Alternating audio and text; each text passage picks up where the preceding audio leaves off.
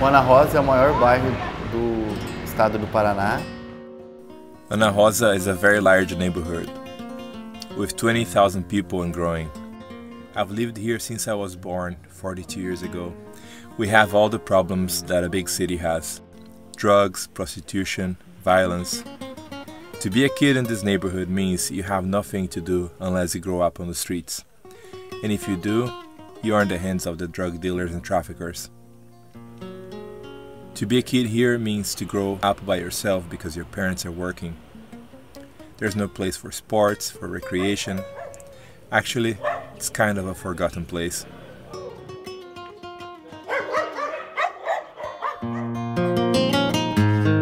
When I was 16 or 17, I grew apart from my family and became a member of a gang. Some friends of mine were killed in 1994 and 1995 as a result of gang violence.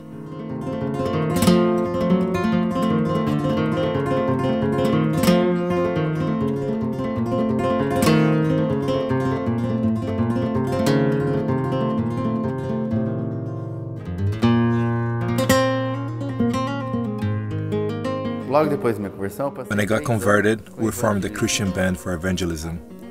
Our evangelism was like street evangelism with drug addicts, prostitutes, people on the street. So a friend of mine, he was a student at South American Theological Seminary, and he invited me to attend the last day of class. This guy named Antonio was teaching. He was teaching things that I don't readily see in the Bible, like context, who was talking. So it was fascinating to me, because I had never seen those things in the Bible. So I would wonder, how does he know these things? I know he knows these things, but where is he getting them from? So my friend told me, you know, he's the director of the school, the director of the seminary. So then I asked him, what is a seminary? What is it?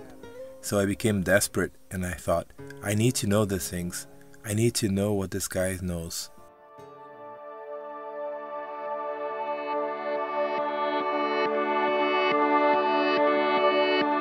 My name is Antonio Carlos Barro. I live in Londrina, Brazil, and I'm married for 40 years now, and I have a daughter and a son. God used my life to establish a seminary in Brazil that is called South American Theological Seminary, and I am a Langham Scholar. My passion is to see the church being active in the transformation of society. I go to church and the guy is saying, oh, God loves you. Yeah, but how? Because love, in one sense, is abstraction. It's the mission of the church to show in concrete ways how God loves them. So when they see the church doing things for them, they will point to God. Oh, God loves me because of the church. So my question was always, no, is He working today? Is God doing something today? That's the mission of the church, to show that God loves people. It's something that has been in John Stott's mind forever. The idea of applying a missiological perspective to theology. Like mission is the core. Marcio came to our school around the year 2000, and when he came, I remember when I met him the first time and I saw him, he had piercings, tattoo, and so I asked him, can I help you? And he says, yeah, I want to take a degree here. Na FTCA? In my time at South American Theological Seminary, I learned that the end of teaching was not the church or the local church, but a transformation of society to go beyond the work of the church. That was exciting to me, to see that the gospel was something else, not just some kind of prayer meeting, but actually reaching out to the needs of the people around me. I rented a house and I started to bring people into the house. It was a refuge, a safe place for them, and this became the beginning of our church.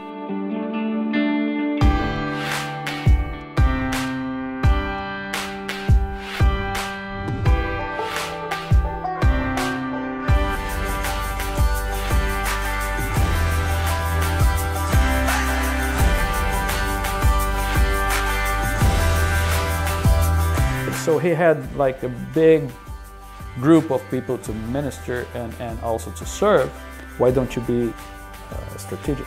Let's do one thing. Try to avoid people to become a criminal or a prostitute. And so let's start with the kids.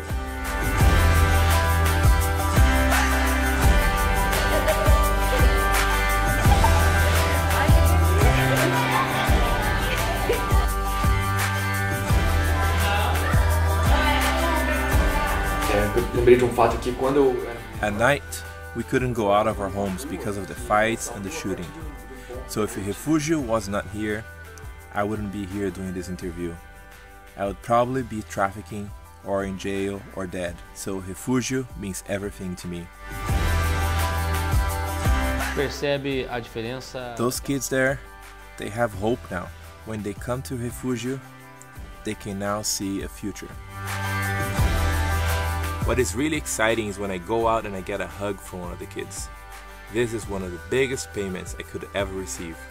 And then, the 20 years working here is paid in full. Because of SATS, theological education is stronger in Brazil. Without the help of Langham, we couldn't do it. It's all connected. You have Antonio, you have myself. Think about what we're going to happen to Marcia's ministry. That's still Langham, right? It's just like the metaphor of the mustard seed.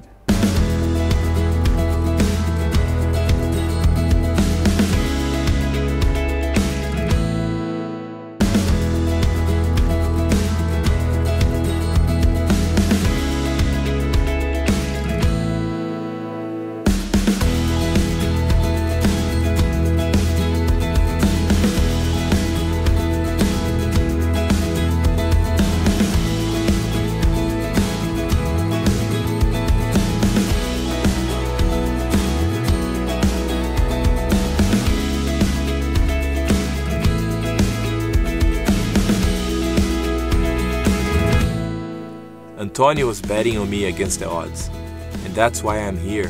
He has been an inspiration to me. He's a dreamer, he's a visionary, and that makes me want to be a dreamer and a visionary as well.